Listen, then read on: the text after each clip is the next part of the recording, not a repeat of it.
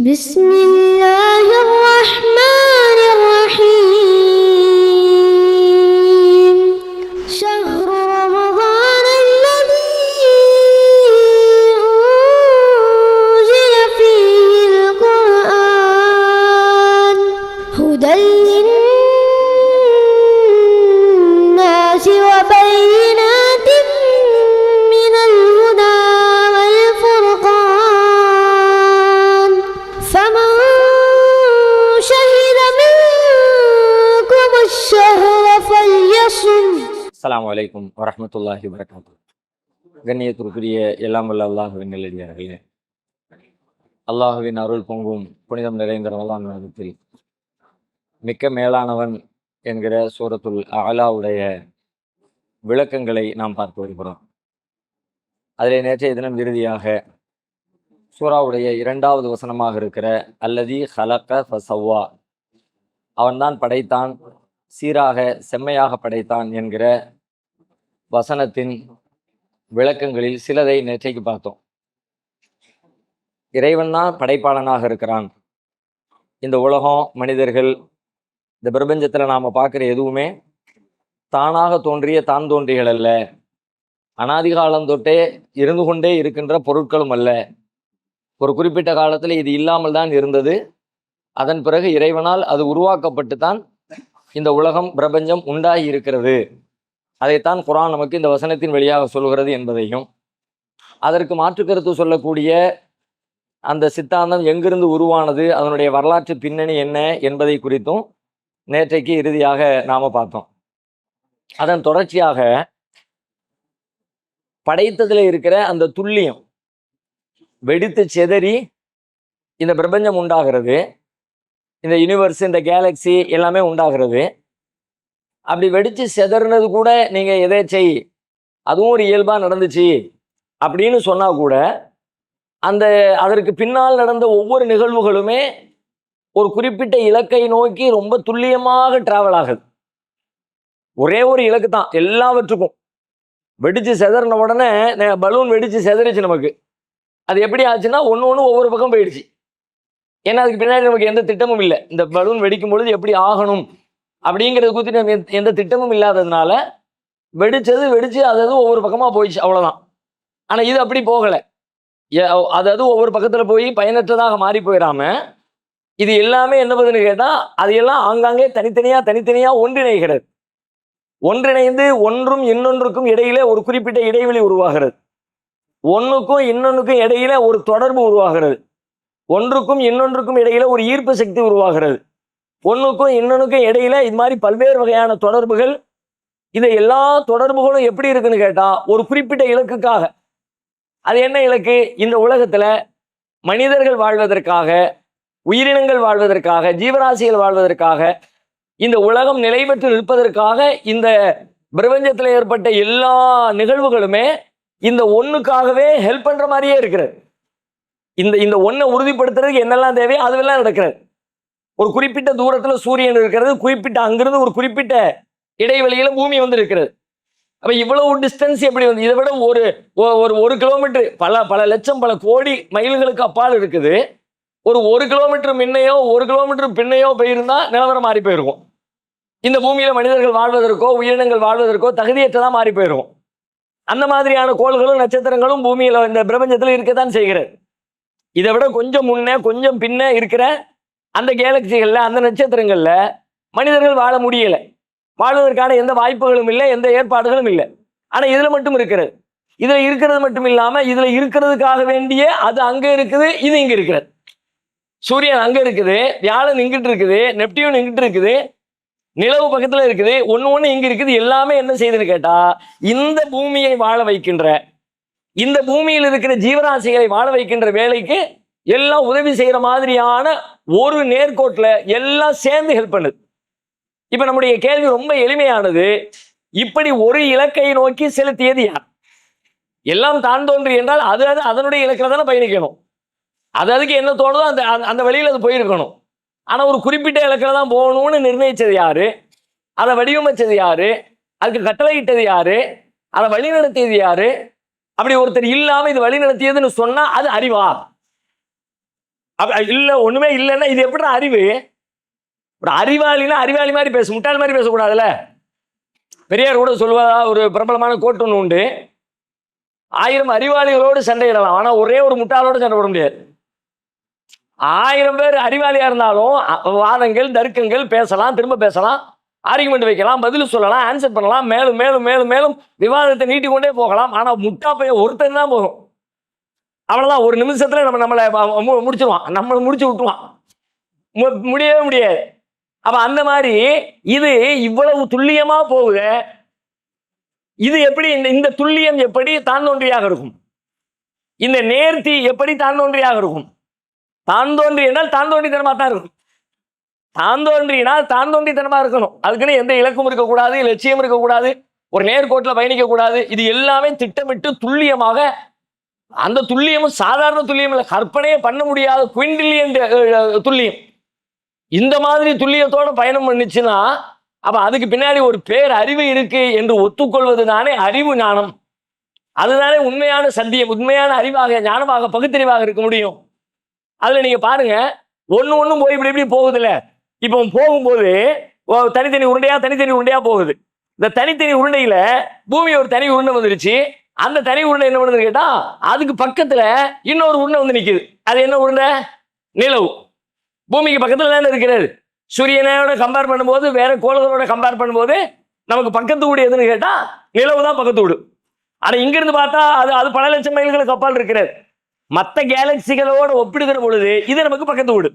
இந்த பக்கத்து வீட்டுல வந்து இந்த நிலவு இருக்குல்ல, இந்த நிலவு அங்க வந்து உட்கார்ந்துருக்கு. ஒண்ணுக்கு நீங்க கேள்வி கேட்டாலும் ஆன்சர் உண்டு. இந்த நிலவு எங்க வந்து உட்கார்ந்துருக்கு? இந்த நிலவு இல்லாட்டி என்ன?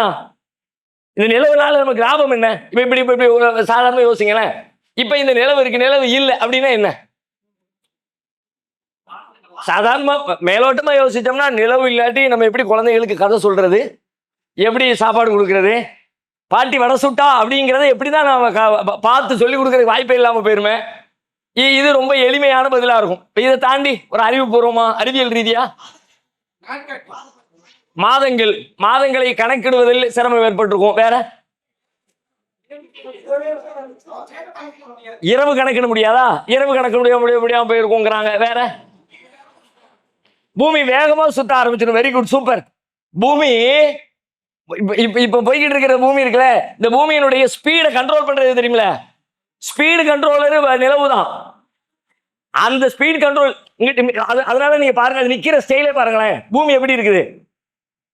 இப்படி நிக்கல, ஒரு நொண்டிகை இந்த மாதிரி, நொண்டிக்காலம் இந்த மாதிரி இப்படி நிக்குதா?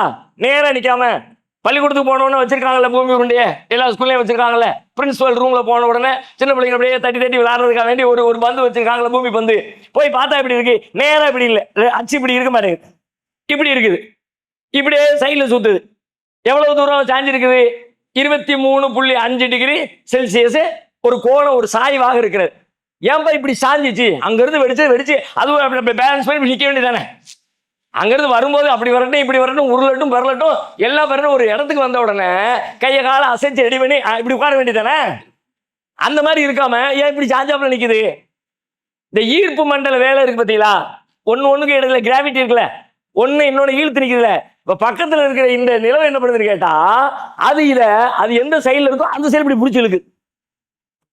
நம்ம வீட்டுல ஃபங்க்ஷனுக்கு சாமியான கட்டுவோம்ல, சாமியான கட்டுறதுக்கு 2 பக்கம் கட்டிட்டியா, 3 பக்கம் கட்டிட்டியா.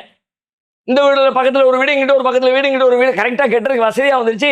இன்னொன்னு 4வது கயிறை கட்டுறதுக்கு பாக்குறீங்க, ஒண்ணுத்தையும் காணும், அங்கிட்டு பூரா காலி இடமா இருக்கு.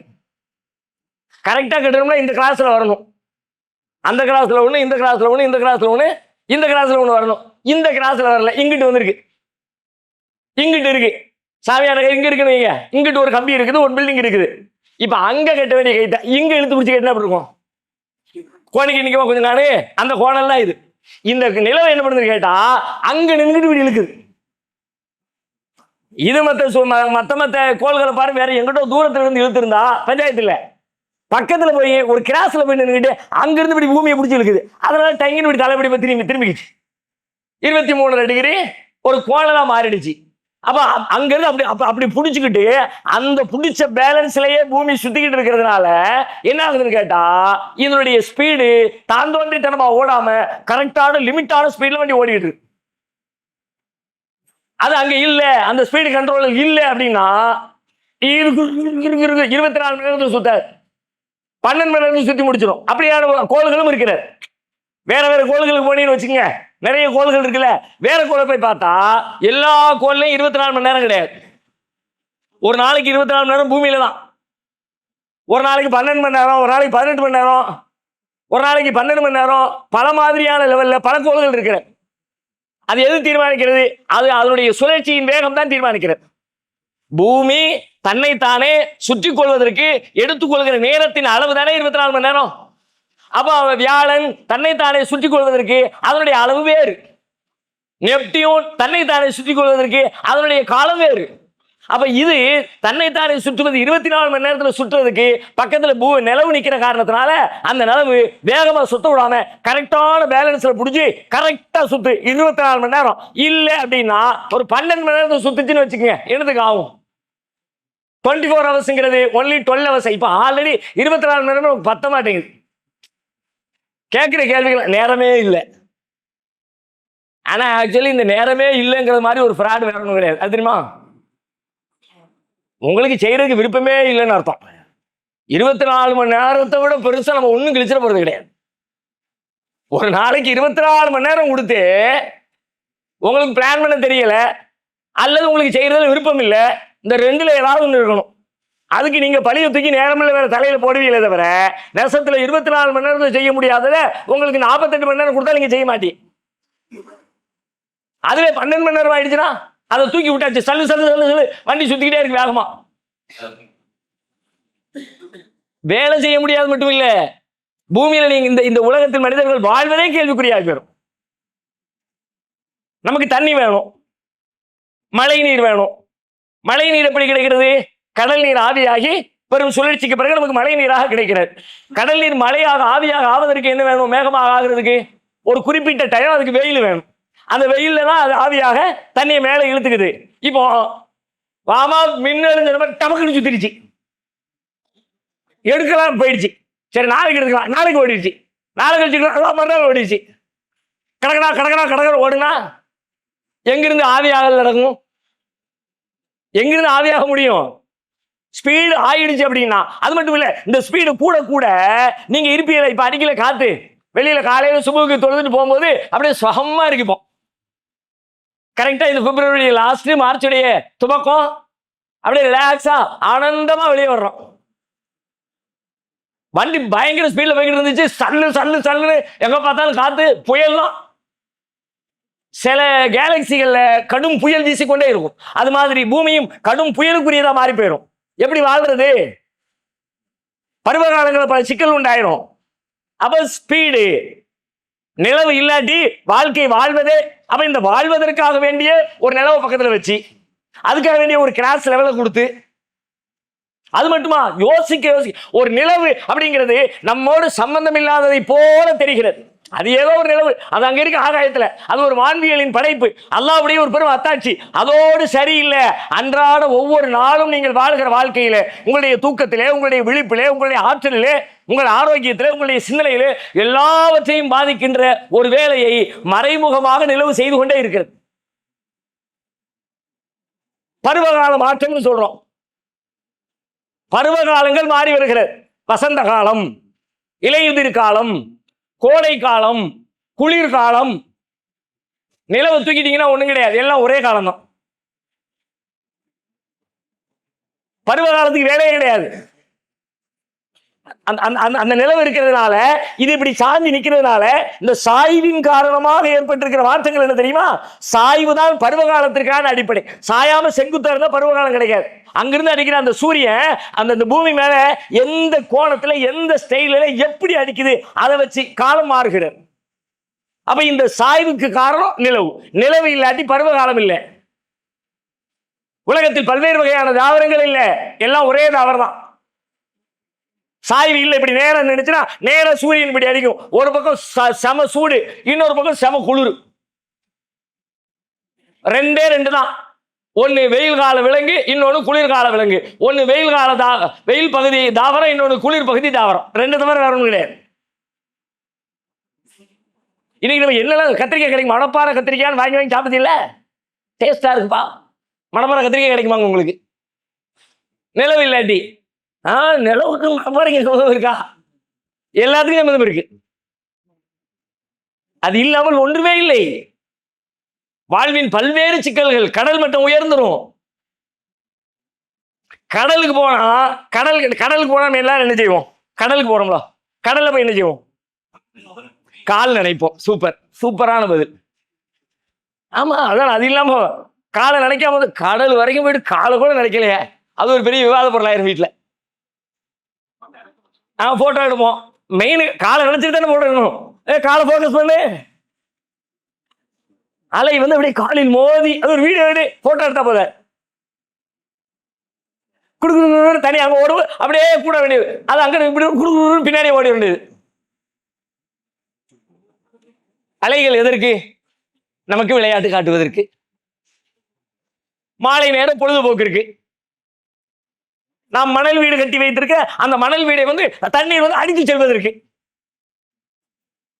நம்ம லெவலுக்கு அலைகள் அதற்கு தானே. வேற எதற்கு? அறிவியல் பூர்வமா யோசிச்சா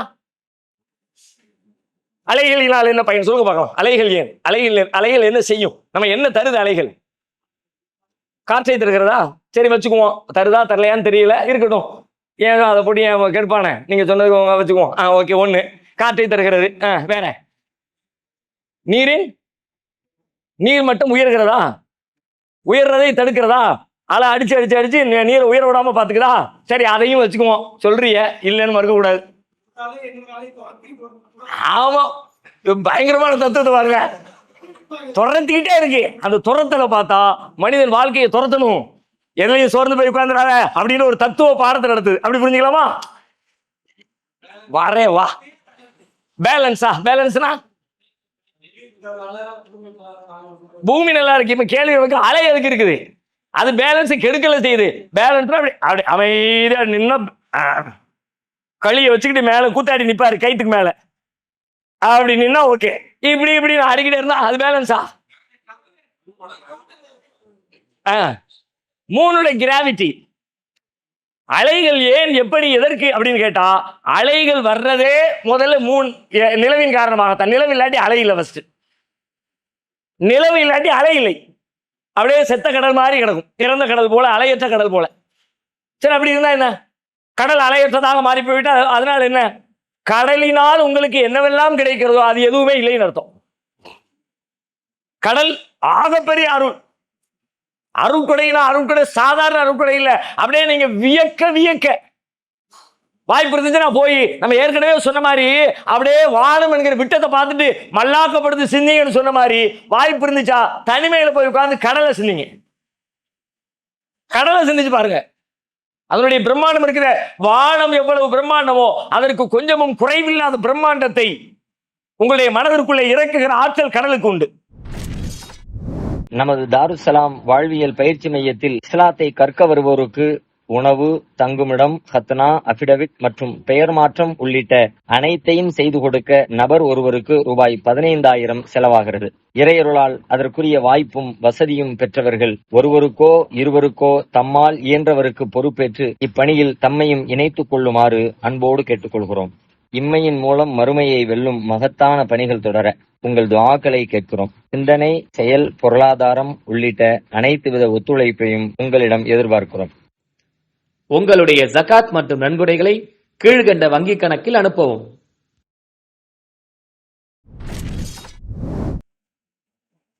ஒரு 8-10 வருஷத்துக்கு முன்னாடி ஒரு புத்தகம் ஒன்று படித்தேன். நல்ல புத்தகம், வைரமுத்துடைய புத்தகம், தண்ணீர் தேசம்னு. அந்த புத்தகம் அது ஒரு கதை மாதிரி தான். கதை ரொம்ப ஷார்ட்டு. ஒரு 4-5 பேர் படகு எடுத்துட்டு மீன் பிடிக்க போவாங்க. போன இடத்துல பெட்ரோல்லாம் தீர்ந்து போயிடும். திரும்ப வர முடியாமல் நடுக்கரையில் மாட்டிக்குவாங்க. கஷ்டப்பட்டு ஒரு வாரம் சிரமப்பட்டு மீண்டும் ஊருக்கு சேருவாங்க. இவ்வளோதான் கதை. உள்ளே போனவங்க மாட்டிக்கிட்டு சிரமப்பட்டு வெளியே வர்றாங்க. இந்த பயணத்துக்கு இடையில, இந்த 1 வாரம் 10 நாள் பயணத்துக்கு இடையில கடலை பற்றி எழுதியிருப்பான் பாருங்க அந்த ஆளு. அதனுடைய அறிவியலை, அதனுடைய தொழில்நுட்பத்தை, அது கொடுக்கிற வாழ்க்கையை, அதனுடைய பொருளாதார வளங்களை கடல் அவ்வளவு பெருசு, அவ்வளவு தருது.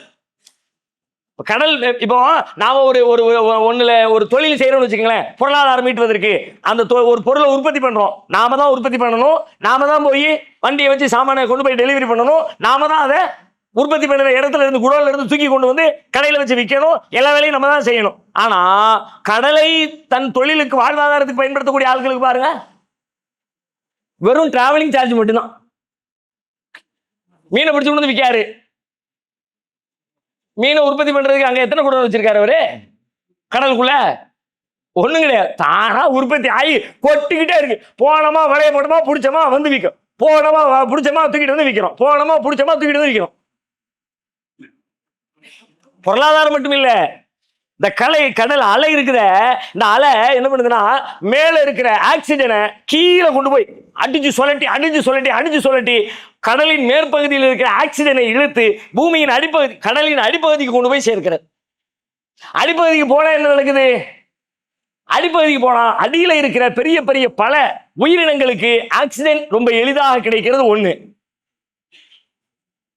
அதை விட அடியில இருக்கிற பல விஷயத்தை கலக்கி மேல தூக்கிட்டு வந்துருது.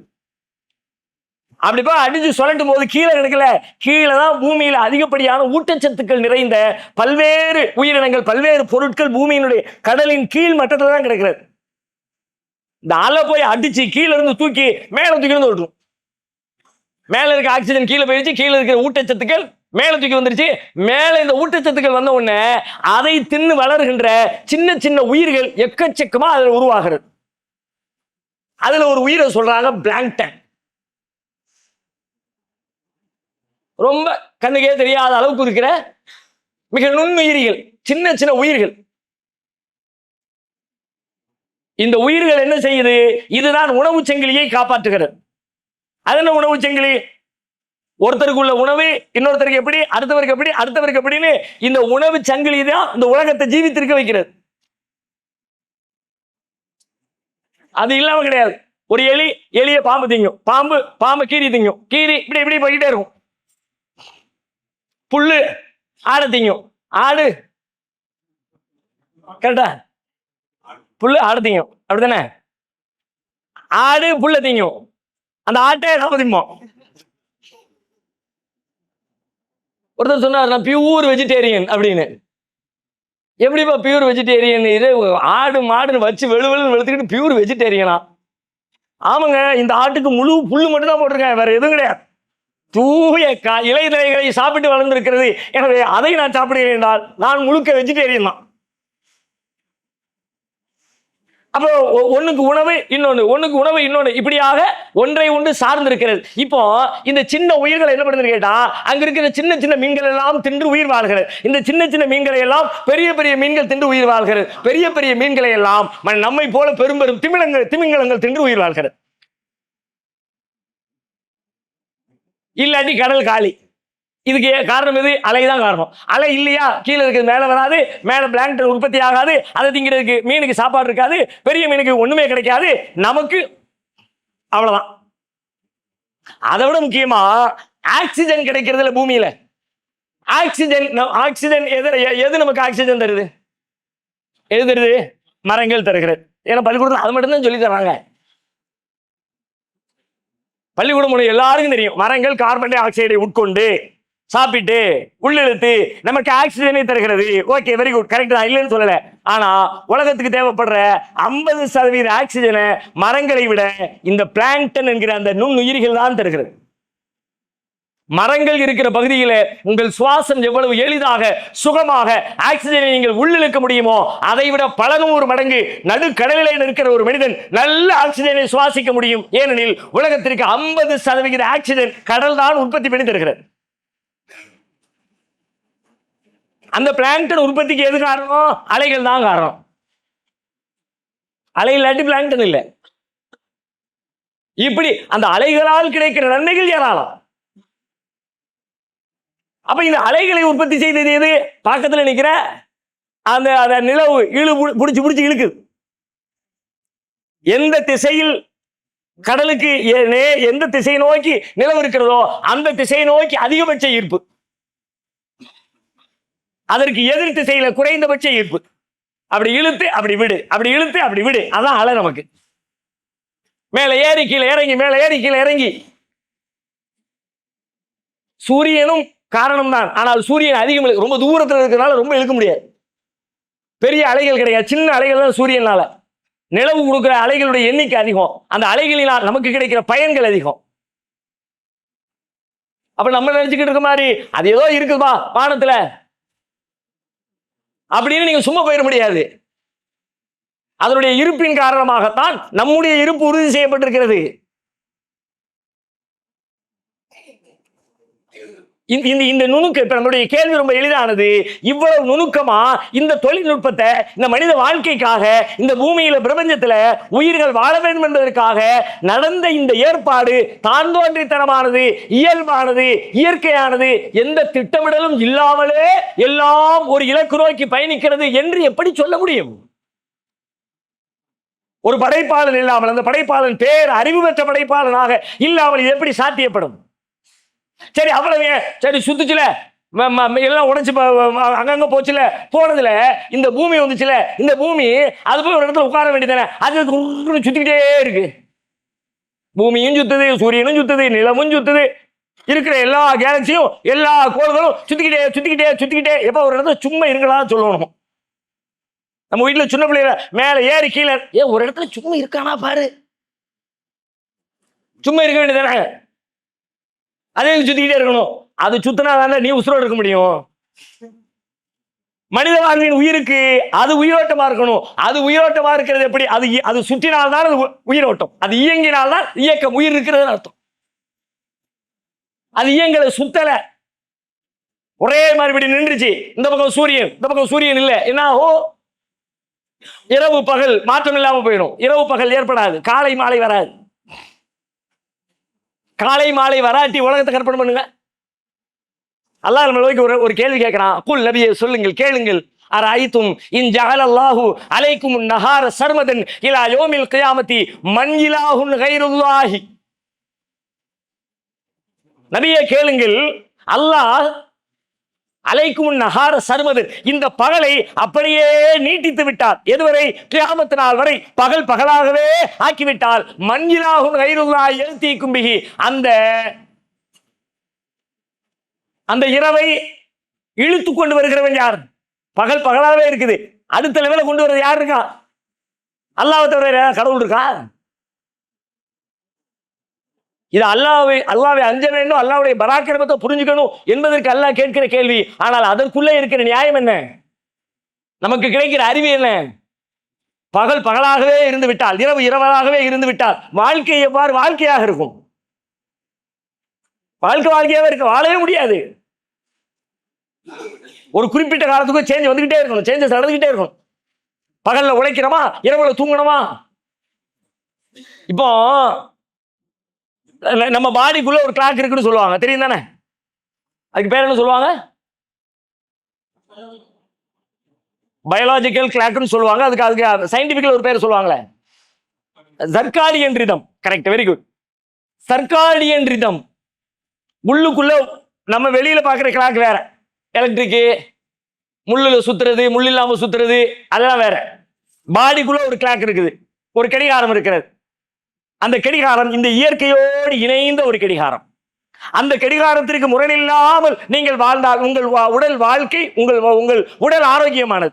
எப்போ நீங்க அந்த கிளாக் சொல்றதை கேட்க அந்த டயத்தை பார்க்காம இந்த டயத்தை மட்டும் பார்க்குறீங்களோ, பஞ்சாயத்து அப்பதான்.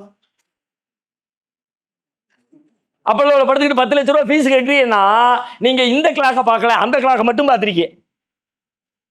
அது சொல்லும் சாப்பிட வேண்டிய டைம் என்ன, அது சொல்லும். அது சொல்ற டயத்தை கேட்டு சாப்பிட்டா ஓகே, அது சொல்ற டயத்தை கேட்டு தூங்கினா ஓகே, அது சொல்ற டயத்தை கேட்டு வேலை செஞ்சா ஓகே, அது சொல்ற டயத்தை கேட்டு ரெஸ்ட்ல இருந்தா ஓகே.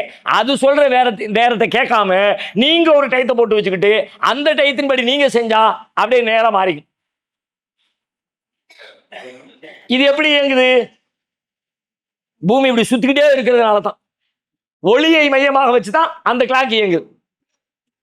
காலையில சூரியன் வந்துருச்சு, வெளிச்சம் ஆயிடுச்சுன்னு உடலுக்குள்ள அபரிமிதமான ஆற்றலை கொப்பளிக்க செய்யும், சில ஹார்மோன்களை உற்பத்தி செய்யும், உள்ளுக்குள்ள உடம்பே செய்யும். வெளிச்சம் வந்துருச்சு, பகலாயிடுச்சு, வேலைக்கு போகணும், அதுக்கு என்னெல்லாம் தேவை? நல்ல ஆரோக்கியம் தேவை, நல்ல ஹெல்த் தேவை, நல்ல பிரிஸ்கான சுறுசுறுப்பு தேவை, சோம்பலா இருக்கக்கூடாது, எந்திரிச்சு ஓடணும், அதுக்காக வேண்டிய வேலையை பாரு அப்படின்னு அதுக்கு தேவைப்படக்கூடிய ஹார்மோன்களை எல்லாம் உள்ள உற்பத்தி பண்ணி தம்பி வெளியே போன்னு சொல்லும். இவர் அப்பதான் போர்வை இழுத்து போட்டு பொத்துவார்.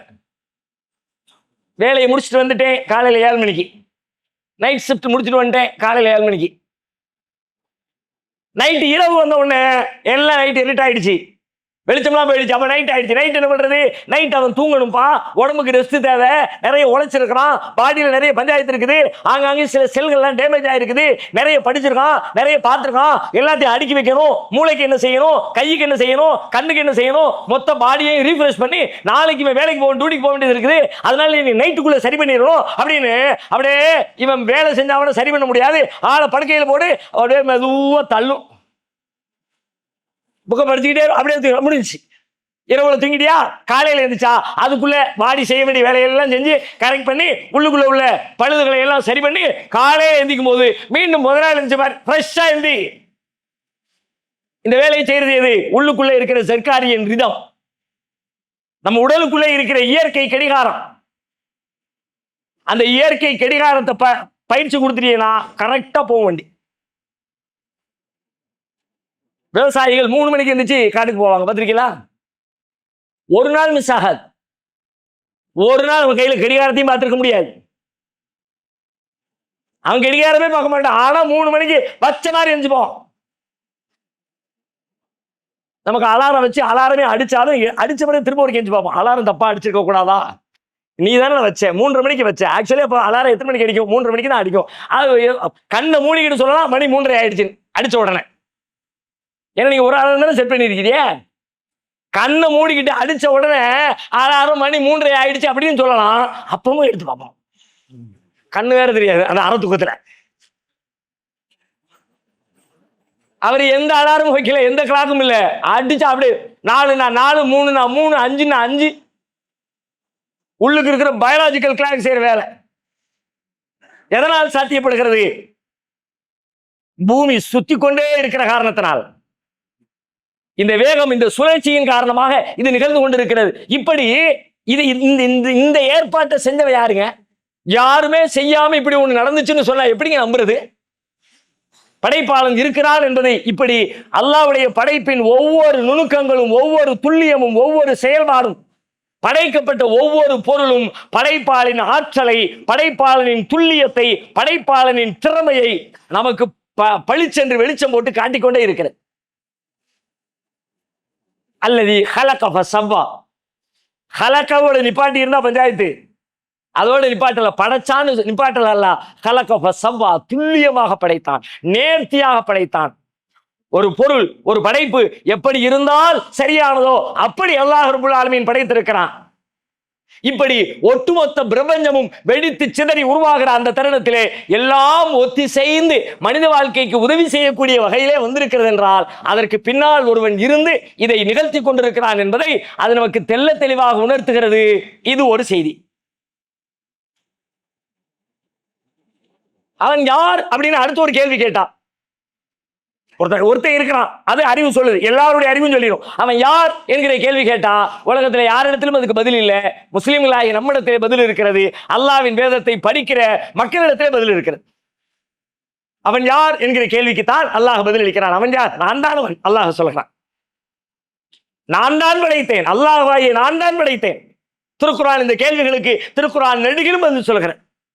40வது அத்தியாயம் 64வது வசனம், அல்லாஹுல்லதி ஜஅல லக்குமுல் அர்ல கராரன், அல்லாஹ்தான் உங்களுக்கு இந்த பூமியை நிலையானதாக, தங்குவதற்கு தகுதியானதாக, வஸ்ஸமா பினாஅன், வானத்தை முகலாக, பூமியை தங்குவதற்கு நிலையானதாக ஆக்கினான். 40-64 பேசுகிறது.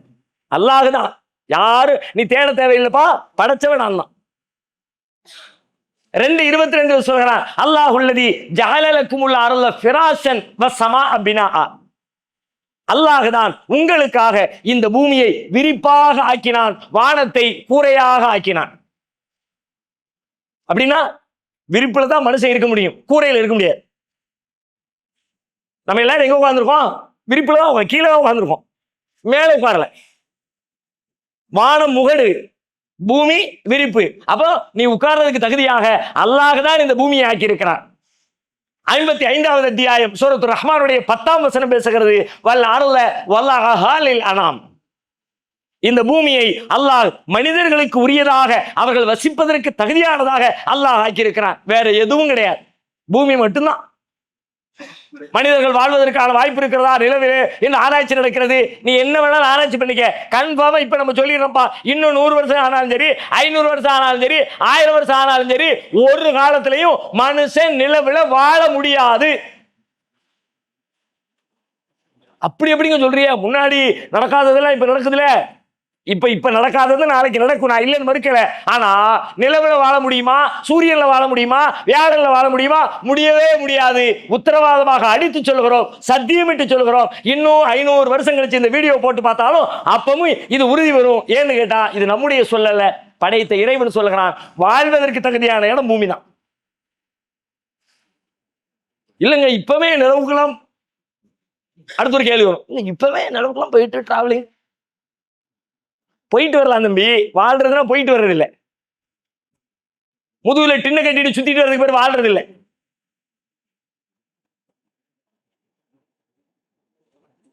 பல பேர் பாக்குறோம், நிறைய பேர் அப்பப்ப என்ன தேவை ஊருக்குள்ள குட்டி கலாட்டா பண்ணிட்டு ஒரு 4 மாசம் 6 மாசம் போயிட்டு வர்றாருல. மாமியார் வீட்டு சாப்பாடு முடிச்சு வர்றாருல, 6 மாதம் போயிட்டு வந்தார், 6 மாதம் வாழ்ந்து விட்டு வந்தார் அப்படிங்களா? அவ்வளவுதான், அது வாழ்வதற்குரிய இடம் கிடையாது, வாழ முடியாது. அது மாதிரி போயிட்டு வரலாம், டிராவல் பண்ணலாம், மேலங்கிலும் ஜன்னி கிடைக்கலாம். முதல் தடவை போகும்போது நல்லா இருக்கும், ஆசையா இருக்கும், போயிட்டு வருவோமே நிலாவுக்கு போவோம், மேல இருந்து பார்ப்போம். மேல போய் பார்த்தா ஒண்ணும் தெரியாதுங்க. பிளைட்லயே கொஞ்சம் ஹைட்ல மேல போனது பிறகு பார்த்தா ஒண்ணும் தெரிய மாட்டேங்குது. பிளைட் இக்கணும், நீங்க பக்கத்துல இருக்கு, இது பல லட்சம் கிலோமீட்டர் அங்க இருக்குது, அங்கிருந்து பார்த்தா என்ன தெரியும்? அப்போ மனிதன் வாழ்வதற்கு தகுதியாக பூமி ஆக்கி இருக்கிறோம், இறைவனுடைய கேரண்டி. 20வது அத்தியாயம் 55ஆம் வசனத்தில் அல்லாஹ் பேசுகிறான், மின்ஹா ஹலக்னாக்கும் வ ஃபீஹா நுஈதுக்கும் வ மின்ஹா நுக்ரிஜுக்கும் தாரத்தன் உக்ரா. சில இடங்கள்ல கபிரிஸ்தான்ல மக்களை அடக்கிட்டு இறந்தவங்களை இந்த வசனத்தை எல்லாம் ஓதுவாங்க. எதுக்கு ஓதுறாங்கன்னு தெரியல.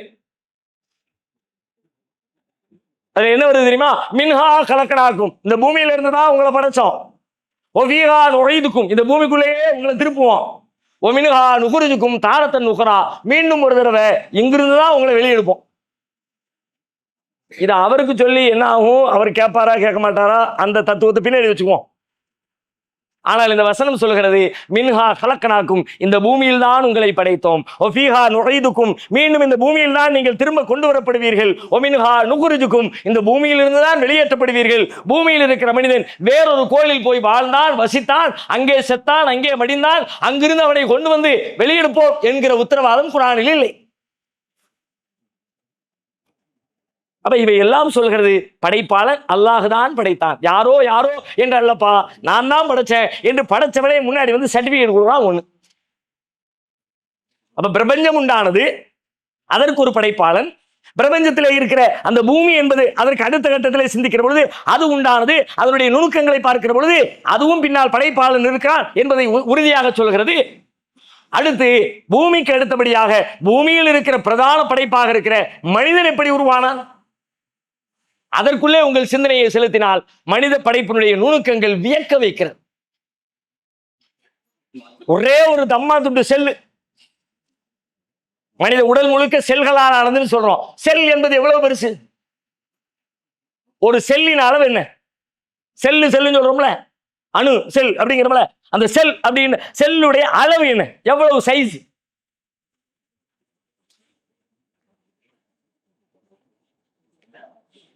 அதற்கே உரிய சைஸ். எவ்வளவு சைஸ்ல இருந்தா கரெக்டா இருக்கும், அவ்வளவு சைஸ்.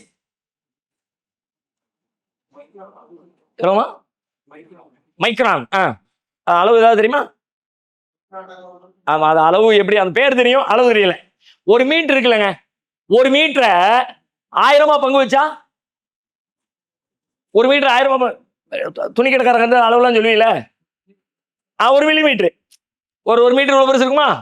இவ்வளவு வருமா? இவ்வளவு வருவீங்களேன். இது 1000 பங்கு போட்டா அதுல 1 பங்கு 1 மில்லிமீட்டர்.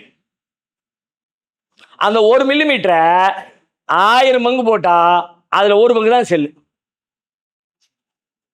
இதை 1000 பங்கா போட்டாச்சு, எவ்வளவு இருக்கும்? இப்படி கூட சொல்ல முடியாது.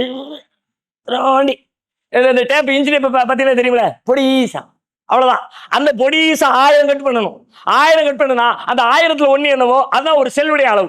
இந்த ஒரு செல் உயிரி செய்யக்கூடிய இந்த ஒரு செல் ஏற்படுத்துகிற மாற்றம், பிரம்மாண்டம், அதிசயம், உலகத்தினுடைய ஆச்சரியங்களில் ஒன்றான மனித படைப்பை அல்லாஹ் இந்த ஒரு செல்லில் இருந்து உற்பத்தி ஆக்கி வெளியே கொண்டு வருகிறான்.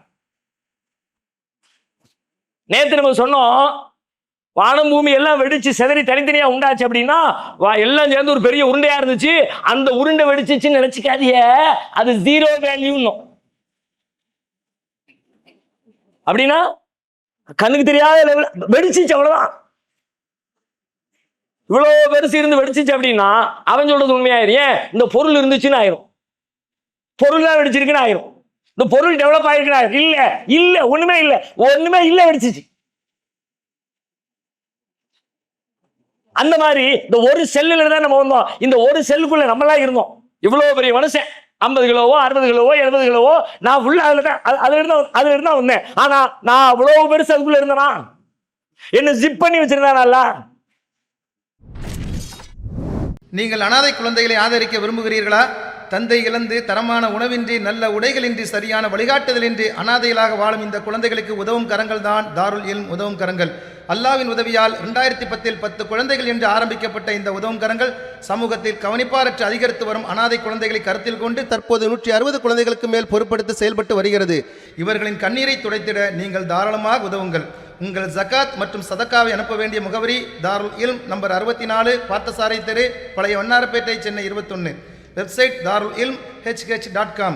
தொடர்புக்கு 9840725020 9600055060. ஹார்ட்வேரா இருக்கட்டும், சாஃப்ட்வேரா இருக்கட்டும், ரெண்டையுமே ஜிப் பண்றாங்க. இப்போ ஒண்ணுக்குள்ள ஒண்ணு சுருக்கி வச்சிடாமங்க. அது மாதிரி இம்மாம் பெரிய மனுஷனை அந்த ஒரு சொல்லுக்குள்ள சுருக்கி வச்சு இப்படியே விரிச்சானா? அப்படி விரிக்கல. ஆனா அந்த ஒரு செல்லுக்குள்ள நான் இருந்தேன். நீங்க இருந்தீங்களா? இருந்தீங்க. கண்ணுக்கு புறப்படாத அந்த ஒரு செல்லில் இருந்துதான் நாம் இப்படி நாம் புறப்படுத்திருக்கிறோம். உள்ளே சென்றது, தாயின் கருவறைக்குள்ளே சென்றது. கண்ணுக்கு புறப்படாத அந்த ஒரு செல், அந்த நுண்ணுயிரி வெளியே வருகிற பொழுது எத்தனை மடங்கு, எத்தனை பிரம்மாண்டம்! 1 லட்சமா, 1 கோடியா, 10 கோடியா, 100 கோடியா, 1000 கோடியா, கோடானு கோடி மடங்கு பெருசு. வெளியில வர்ற குழந்தை 2 kilo, 2.5 kilo, 3 kilo, 3.5 kilo, 4 kilo. அல்லாஹ் கேட்கிறான் சூரத்துல் வாக்கியாவுல, நஹ்னு கலக்னாக்கும் ஃபலௌலா துஸத்திகூன். உங்களை நாம தானப்பா படைச்சோம், நம்ப மாட்டீங்களா? நம்ப மாட்டீங்களா? அபராயித்துமா தும்னூன், நம்ப நாட்டி யோசி.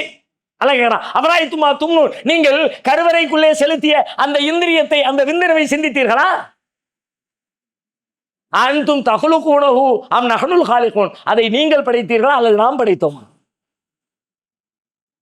அத்தாவும் அம்மாவும் சேர்ந்துதான் பிள்ளைய படிச்சீங்களா? அத்தா அம்மாவும் சேர்ந்துதான் பிள்ளை பிறந்துச்சு, இல்லைன்னு மறுக்கல. ஆனா அத்தா அம்மாவும் சேர்ந்துதான் பிள்ளைய உருவாக்குனீங்களா? பிள்ளையுடைய உருவாக்கத்துல உங்களுக்கு பங்குண்டா? பிள்ளையுடைய கலர்ல, பிள்ளையுடைய நிறத்துல, பிள்ளையுடைய உயரத்துல, பிள்ளையுடைய அறிவுத்திறன்ல, பிள்ளையுடைய வெயிட்ல உங்களுக்கு பங்கு இருந்துச்சுன்னா பிறக்கிறதுக்கு முன்னாடி நீங்க சொல்லுங்க, என் பிள்ளை நான் எத்தனை கிலோவில் பிறக்க போறேன் தெரியுமா? என் பிள்ளைய அது சைஸ் எப்படி இருக்க போறது தெரியுமா? அது ஆம்பளை பிள்ளையா பொம்பளை பிள்ளையா? அது ஒண்ணும் தெரியாதுல்ல. சிந்தனையை தூண்டுகிறானல்லா. படைச்சவன் ஆண்டா, நீ இல்ல. என் சீல இருக்கு பாரு, எப்படி இருக்கு, இத்தனோண்டு உள்ள போச்சு, வெளியில வந்துச்சே இம்மாம் பிரம்மாண்டம். அந்த பிரம்மாண்டத்தை அணுவா இன்றைய அறிவியல் நமக்கு பாடம் பக்கம் பக்கமா பாடம் நடத்துகிறது. உள்ளுக்குள்ள போன உடனே உள்ள இங்கிருந்து போகுது ஒரு ஆணுடைய விந்தணு, ஒரு பெண்ணுடைய சினை முட்டை, ரெண்டும் சேர்கிறது. சேர்கிற இடத்துல ஒரு ஆணின், ஒரு மனிதனுக்கான உடம்புல இருக்கிற அணுக்களுடைய குரோமோசோம் இருக்குல்ல, குரோமோசோம் என்பது 46 என்ற எண்ணிக்கையில் இருக்க வேண்டும் என்று விஞ்ஞானிகள் சொல்கிறார்கள். இப்போ இவன்ட்ட இருந்து ஒண்ணு வெளியே வருது, அதுல ஒரு 46, இவன்ட்ட இருந்து ஒண்ணு வெளியே வருது, அதுல ஒரு 46, 46 சேர்ந்தா 92 இருக்கணும்ல. அங்க வந்து சேர்ந்து இந்த ரெண்டும் சேர்ந்து ஒரு செல் உருவாகிறது, அதுவும் 46. இது என்ன கணக்கு? ஒன்று சேர்ந்தா 2 தானப்பா தம்பி, அது உனக்கு. படைச்ச ரப்புல் ஆலமீன் அப்படி சேர்ந்த நேரத்தில் இங்க 23 பிடிங்கிறான், அங்க 23 பிடிங்கிறான். 2 இங்க இருந்து 23, அங்க 2 சேர்ந்து 46. முதல் செல் உருவெடுக்கிறது. 2 ஜாயிண்ட் ஆகி ஃபர்ஸ்ட் செல் உருவெடுக்கிறது. அந்த ஃபர்ஸ்ட் செல் எப்படி தெரியுமா? அந்த முதல் செல்லுக்குள்ள இப்பதான் உருவாகுது. எங்க அத்தாவுடைய உயிரணு, எங்க அம்மாவுடைய சினமுட்டை 2ம் சேர்ந்து இதுல பாதி அதுல பாதி 2 மிக்ஸ் ஆகி ஒரு முதல் செல்லாக நான் உள்ளே ஜனிக்கிறேன். ஜனிக்கிற அந்த நேரத்தில், அந்த நொடியில அந்த செல்லை எடுத்து பிரிச்சா என்னுடைய டோட்டல் ஹிஸ்டரியும் உள்ளுக்குள்ள இருக்கு. டிஎன்ஏங்கிறால உள்ள அதுக்குள்ள இருக்கு. பிறந்த ஒரு புள்ள கலர் என்ன இருக்கு, மேட்ரு ப்ளூ பிரிண்ட். அதுல என்ன எழுதி வச்சிருக்கோம் அப்படித்தான் என் கலர். என் முடியினுடைய நிறம் என்ன அப்படித்தான். சுருட்ட முடியா நீட்ட முடியா அப்படித்தான். உயரமா குட்டையா அப்படித்தான். கருப்பா வெள்ளையா அப்படித்தான். ஆம்பளையா பொம்பளையா அப்படித்தான். கத்தி முகா சப்ப முகா அப்படித்தான். என்ன இருக்கோ அதான் எல்லாம் இருக்கு அதுக்குள்ள. எப்படிப்பா? அப்பதானப்பா 2 சேர்ந்து முதல் டிஎன்ஏக்குள்ள மொத்த ஹிஸ்டரியும் இருக்கிறது. எப்படி வந்துச்சு? யார் வச்சா? தானா வந்துச்சா? இப்படி ஒரு துல்லியம் எப்படி நிகழும்? தானாக வந்துருச்சு. சரி, வந்தது என்ன பண்ணுது? ஒரு செல் ஆயிடுச்சா? இந்த ஒரு செல் என்ன பண்ணுதுன்னா அடுத்து 2ஆக அப்படி பிரியுது. 1ஆக இருக்கிறது அப்படியே பிரிஞ்சு இப்படி 2 ஆகுது. இப்படி 2 ஆகுதா? இது ஒரு செல், இது ஒரு செல். இப்போ ஆல்ரெடி இதுல எத்தனை இருந்துச்சு? 46 குரோமோசோம் இருந்துச்சா? ஒரு செல் 46. இந்த 46 இப்ப 2 ஆயிடுச்சு. இதுல எவ்வளவு? இதுல 23, அதுல 23. நம்ம கணக்கு, அல்லாஹ்வுடைய கணக்கு. இது 46, இது 46. ஃபர்ஸ்ட் பார்த்தா இங்க 46, அங்க 46, 92 வரும். பார்த்தா 2 சேர்ந்து 46. இப்ப இங்க ஒரு 46 2ஆ கட் பண்ணா இது ஒரு பாதியா அது ஒரு பாதியா போகணும். பார்த்தா இதுவும் 46, அதுவும் 46. அதோட இல்ல, இந்த முதல் செல்லுல என்ன டேட்டா இருந்துச்சோ அதே டேட்டா 2வது செல்லுல. முழு தகவலும் என் உடம்புல இருக்கிற அத்தனை செல்களிலும் என்னுடைய டிஎன்ஏ இருக்கிறது. என்னை பத்தி எல்லா டேட்டாவும் இருக்கிறது. என் மூளையில மட்டும் இல்ல, என் வயிற்றுல மட்டும் இல்ல, முக்கியமான உறுப்புல மட்டும் இல்ல, மொத்த உடம்புல எந்த உறுப்பு எடுத்து எந்த செல்லை எடுத்து ஆய்வு செஞ்சாலும் டிஎன்ஏ இருக்குது. அதுல என்னை பத்தி முழு தகவலும் இருக்கிறது. எப்படி இது எப்படி சாத்தியம் ஆயிடுச்சு? உள்ளுக்குள்ள அந்த அந்த உயிரினம் என்ன பண்ணுது? மனுஷன் டெவலப் ஆகி வரக்கூடிய அந்த காலகட்டத்தில் நம்மளை கண்ட்ரோல் பண்றது எதுன்னு பார்த்தா நம்முடைய செயல்பாடுகளை, நம்முடைய வாழ்வியல் செயல்பாடுகளை எல்லாத்தையும் கண்ட்ரோல் பண்றது நம்முடைய மூளை. எல்லாரும் தெரியும். இந்த மூளைக்கு இங்க உடம்புல இருந்து ஒரு செய்தி மேலே வருது. மூளை அனலைஸ் பண்ணுது. இந்த செய்திக்கு என்ன செய்யணும், என்ன ரியாக்ட் பண்ணணும், என்ன பதில் சொல்லணும், எல்லாத்தையும் கண்டறிஞ்சு உடனே ஹார்மோனுக்கு செய்தி அனுப்புது. உடம்புல நிறைய ஹார்மோன் சுரப்பிகள் இருக்குன்னு சொல்றாங்கல்ல. அந்த சுரப்பிகள் என்ன பண்ணும்னா அதுக்கு என்ன செய்யணுமோ அந்த வேலைகளை அவர் தான் போஸ்ட்மேன் மாதிரி அங்கிருந்து கிடைச்ச ஆர்டரை தூக்கிக்கிட்டு பாடி முழுக்க கொண்டு போய் சேர்க்கிற ஆள் யாருன்னா ஹார்மோன். ஹார்மோனுக்கு ஒரு கேபிட்டல் இருக்குது, தலைமை செயலகம் இருக்குது. அதுக்கு பேர் தான் ஹைப்போ தாலமஸ் ஆங்கிலத்தில். இந்த ஹைப்போ தாலமஸ் ஒரு ஆர்டரை போடும். அங்கிருந்து இந்த ஹார்மோன்கள் எல்லா வேலையும் எடுத்துக்கிட்டு செய்யும். மனுஷனுடைய இனப்பெருக்கம் எப்படி நடக்குது பாருங்க. அதுல உள்ள ஆச்சரியத்தை பாருங்க. இனப்பெருக்க காலம் வர்றதுக்கு பல வருஷத்துக்கு முன்னாடியே இனப்பெருக்கக்கூடிய வேலைகள் ஆரம்பமாயிரும். இன்னும் குறிப்பா சொன்னா, என்னிடமிருந்து ஒரு இனம் பெருக வேண்டும், ஒரு வாரிசு பெருக வேண்டும், ஒரு சந்ததி பெருக வேண்டும் என்றால் நான் பிறப்பதற்கு முன்பே அந்த இனப்பெருக்கத்திற்கான வேலைகள் என்னுடைய உடம்புக்குள்ள ஆரம்பமாயிரும். நான் பூமிக்கே வரல, இன்னைக்கு அம்மா வயிற்றுக்குள்ளதான் இருக்கேன். அம்மா வயிற்றுக்குள்ள இருக்கும்போது என்கிட்ட இருந்து இன்னொரு பிள்ளை பிறக்கும்ல, அந்த பிள்ளை பிறக்கிறதுக்கு என்னென்னலாம் தேவையோ எல்லாம் எங்க அம்மா வயிற்றுக்குள்ள இருக்கும்போதே வேலைய ஆரம்பிச்சிடும். நம்ம நினைக்கிற மாதிரி 17 வயசுல 16 வயசுல டீன் ஏஜ்ல அங்க நடக்கும். ஆனா அதுக்கான ஸ்டார்டிங் வேலைகள் எல்லாமே வேலையை ஆரம்பிச்சாச்சா? ஆரம்பிச்சு வெயிட் பண்ணிக்கிட்டே இருக்கு. குறிப்பிட்ட வயசு வருது, சரியான உடம்பு வளர்ந்துருச்சு. 11th போயிட்டான், 12th போயிட்டான், காலேஜுக்கு போயிட்டான். பார்க்குற பார்வையெல்லாம் ஒரு மாதிரியா இருக்கு. கண்ணாடி முன்னே காலையில் பார்த்தாலும் கண்ணாடி தான், மதியானம் பார்த்தாலும் கண்ணாடி தான். அதுக்கு முன்னாடி நம்ம திட்டி இல்லை இந்த ட்ரெஸ்ஸை போடுற லூசு பயமா இருக்கு, நல்ல ட்ரெஸ்ஸை மாற்றல. எப்போ 5ஆம் கிளாஸ் 6ஆம் கிளாஸில். இப்போ 10th 11th 12th காலேஜ் லேசா ஒரு மாதிரி இருக்குல்ல, கரெக்டா இருக்கா? இப்ப மாதிரி எப்படி நீ சொல்லு, எல்லா வீட்லயும் இந்த கூத்து நடக்கு தானே, நடக்கத்தான் செய்யும். அது உயிரியல் வேலை, அது இயல்பா பயாலஜிக்கல். அது வளர்கிற பொழுது இயல்பாக வளர்ச்சியின் வெளிப்பாடு, தவிர்க்கவே முடியாது. தன்னை அழகாக காட்டிக்கொள்ள வேண்டும் என்கிற அந்த பால் உணர்ச்சி மேலோங்குகிற தருணம். இப்போ ஹைப்போதாலமஸ் ஆர்டர் போடுது, தம்பி பையன் ரெடி ஆகிட்டான், எல்லாத்தையும் அவனுக்கு ரெடி பண்ணி விடு. ஹார்மோனு பாடிக்கு போய் இனப்பெருக்க உறுப்புகளுக்கான அந்த சுரப்பிகளை கொண்டு போய் சேர்க்குது. அந்த சுரப்பிகள் என்ன வேலையை செய்யுது? இனப்பெருக்க உறுப்பை டெவலப் பண்ணுது, பால் உணர்ச்சியை டெவலப் பண்ணுது, ஆம்பளையார் மீசையை டெவலப் பண்ணுது, தாடியை டெவலப் பண்ணுது, மறைவிடங்கள்ல முடியை டெவலப் பண்ணுது. ஒரு ஹார்மோன் சுரப்பி. அதே ஹார்மோன் தான் பெண்ணுக்கும் சுரக்கும். ஆனா பெண்ணுக்கு சினை முட்டையை பெருக்க செய்கிறது, கர்ப்பப்பையை பலப்படுத்துகிறது, மாதவிடாய் சுழற்சியை சரி பண்ணுகிறது. இப்ப நம்ம கேள்வி ரொம்ப எளிதானது. இந்த ஹார்மோனுக்கு அறிவு இருக்குதா? இந்த ஹார்மோனுக்கு கண் இருக்குதா? இந்த ஹார்மோனுக்கு பாதை தெரியுமா? இந்த ஹார்மோனுக்கு வழிகாட்டிகள் யாரேனும் உண்டா? ஹார்மோன் ஒண்ணுமே இல்லை. ஹார்மோன் அது என்ன லிஸ்ட்ல சேர்க்கிறதுனே தெரியல. ஆனா இந்த ஹார்மோனு அதுக்கு என்னவெல்லாம் தெரியுது? இவனுடைய வயசு தெரியுது, இவனுடைய உடம்பு சைஸ் தெரியுது, இவன் ஆம்பளையா பொம்பளையா தெரியுது, எங்க இனப்பெருக்க உறுப்பு இருக்குன்னு தெரியுது, எங்க கொண்டு போய் இந்த விஷயத்தை சேர்த்தா இவனுக்கு உணர்ச்சி வரும்னு தெரியுது. இதையெல்லாம் சொல்லி கொடுத்தது யாரு? இதையெல்லாம் வடிவமைச்சது யாரு? அதோட பெரிய ஆச்சரியம் பாருங்க, ஆம்பளையுடைய உடம்புல இருந்து ஒரு உயிரின் வெளியில வருது, வெளியே வந்து கரு ஜனிக்கணும்னா பெண்ணுடைய உடம்புக்குள்ள போய் சினை முட்டையில சேரணும். இப்படி சேரக்கூடிய நேரத்துல இங்க இருந்து வெளியே வருதுல, வெளியே வந்து டைரக்ட் அங்க போச்சுன்னா அது சாதாரண இடம் இல்ல, பெரிய ஆபத்தான இடம், அமிலம் சூழ்ந்த இடம்.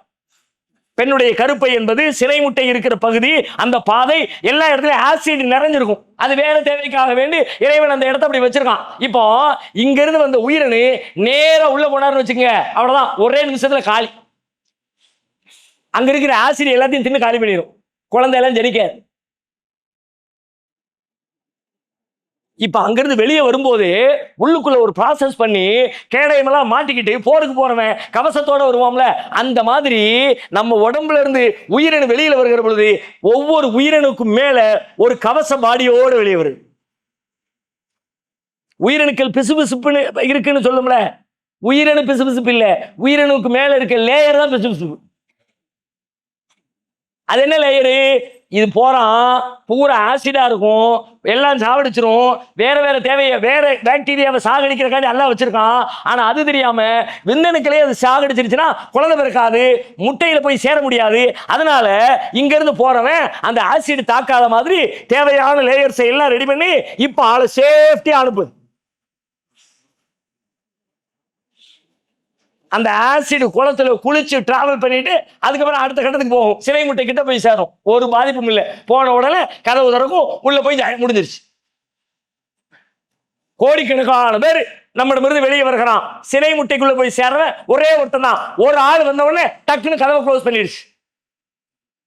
இப்ப நம்முடைய கேள்வி ரொம்ப எளிமையானது.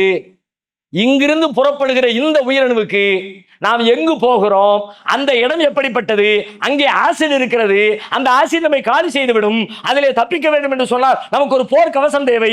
எனவே இந்த கவசத்தை அணிந்து கொண்டு அந்த இடத்திற்கு செல்வோம் என்று இந்த உயிரணுக்களுக்கு கட்டளையிட்டு அதற்கு மேலே ஒரு லேயர் பொருத்தி அனுப்பியது யார்? இது சொல்றானே, இவன் உடம்புக்குள்ள நடக்கிறதுக்கு நீ காரணம் சொல்லிடலாம். இவன் உடம்புல இருந்து வேற உடம்புக்கு போகுது. இதுக்கு முன்னாடி பெண் உடம்பு அது பார்க்கல, இப்பதான் முதல் தடவையா பெண்ணுடைய உடம்பு அது பார்க்க போகுது. யாரு சொன்னா? எப்படி? அல்லாஹ் கேட்கிறான். சுப்ஹானல்லாஹ். அல்லாஹ் நம்மை சிந்திக்க தூண்டுகிறான். மனிதன் அவன் சிந்திக்கட்டும், அவன் எதிலிருந்து படைக்கப்பட்டான் என்பதை அவன் சிந்திக்கட்டும். 86:5 கேட்கிறான். குதித்தோடுகிற நீர் துளியில் படைக்கப்பட்டானே, சிந்திச்சு பாடுறா, படைச்சவன் இருக்கானா இல்லையா, உனக்கு பதில் கிடைக்கும். 3வது அத்தியாயம் 6 கேட்கிறான். அவன் தான் கருவறைகளில் உங்களுக்கு வடிவம் கொடுத்தவனே அவன்தான். தானாலாம் வந்துடலப்பா, அவன் தான் உட்கார்ந்து பிளான் பண்ணி நீ என்ன வடிவத்தில் வரணும் தீர்மானிச்சவன் அவன் தான். அதெல்லாம் ஏன் செஞ்சான்ல? தன்னை நினைக்க, தன்னை சிந்திக்க, தன்பால் திரும்ப, தன்னை பயப்பட. நீ சும்மா வீணா படைச்சே நினைச்சுக்காதப்பா, உன் படைப்புல ஒரு நோக்கம் இருக்குது. அதுக்கு தான் சொல்றான் அல்லாஹ் 75வது அத்தியாயம் சூரத்துல் கியாமாவுல 37வது வசனத்துல சொல்கிறான், அயஹ்சபுல் இன்சானு அன் யுத்ரக சுதா, மனிதன் அவன் எண்ணிக்கொண்டானா அப்படியே விடப்பட்டு விடுவோம் என்று எண்ணிக்கொண்டானா? அவ்வளவுதான், பிறந்தாச்சு, வாழ்ந்தாச்சு, செத்தாச்சு, முடிஞ்சாச்சு அப்படின்னு நினைச்சுக்கிட்டானா? அயஹ்சபுல் இன்சானு அன் யுத்ரக சுதா அலம் யகுன் நுத்ஃபத்தம் மின் மனியின் யும்னா, செலுத்தப்பட்ட வெந்து துளியினுடைய ஒரு சிறு துளியாக அவன் இருக்கவில்லையா? சும்மக்கான அலக்கத்தன் ஃபஸவ்வா, அதே வார்த்தை, இதே வார்த்தை அல்லது கலக்க சவ்வா பேசிக்கிட்டு இருக்கிறோம்ல, அதே வார்த்தை கியாமாவுல வருது. சும்மக்கான அலக்கத்தன், பிறகு அவனை அலக்காவாக ஆக்கினான். ஹலக்க ஃபஸவ்வா, அந்த அலக்காவை படைச்சான். எப்படி படைச்சான்? நேர்த்தியா படைச்சான், துல்லியமா படைச்சான், சீரா படைச்சான், சிறப்பா படைச்சான். ஃபஜஅல மின்ஹு ஸௌஜைனி ذكر والانثى, பிறகு அதிலிருந்து ஆணையும் பெண்ணையும் அவன் ஜோடிகளாக உருவாக்கினான். 36-77 கேட்கிறான், அவலம் யரல் இன்சான் அன்னா ஹலக்னாஹு மின் நுத்ஃபத்தின், மனிதன் அவன் சிந்தித்து பார்க்கவில்லையா? அவனை நாம் ஒரு இந்திரிய துளியிலிருந்து படைத்தோம் என்பதை அவன் சிந்திச்சு பார்க்க வேண்டாமா? ஃபைதா ஹுவ ஹஸீமும் முபீன், அவன் தர்க்கம் பண்ணிக்கிட்டு இருக்கான். யாரும் படைக்கல, நானா தான் வந்தேன், மனுஷனா தான் வந்தான், தர்க்கம் பண்ணிக்கிட்டு இருக்கான். வலரபலனா மஸலன், நமக்கு உதாரணம் சொல்லிக்கிட்டு இருக்கிறான். வனசிய கல்கா, அவனை படைச்சதே நம்ம தாங்கிறத மறந்துட்டு பேசிக்கிட்டு இருக்கிறான். காலம் ஐயுஹைல் எவாம வஹிய ரமீம், நான் உக்கி போன எலும்பாக மாறினதுக்கு பிறகு என்னை யாருப்பா உயிர் கொடுத்து எழுப்புவான்னு அவன் கேட்கிறான். சூரா யாசீன்ல கேட்கிறான்ல. எந்த யாசின் சூறாவை இறந்து போனவங்களுக்கு ஓதிக்கிட்டு இருக்கோம் நம்ம சமுதாயம், அந்த யாசின் சூறாவில் இறந்து போன பிறகு என்ன உயிர்ப்பிக்கிறவன் எவன்டா அப்படின்னு மனுஷன் கேட்கிற கேள்விக்கெல்லாம் ஆன்சர் பண்றான். மையுஹில் இவாம வஹிய ரமீம்,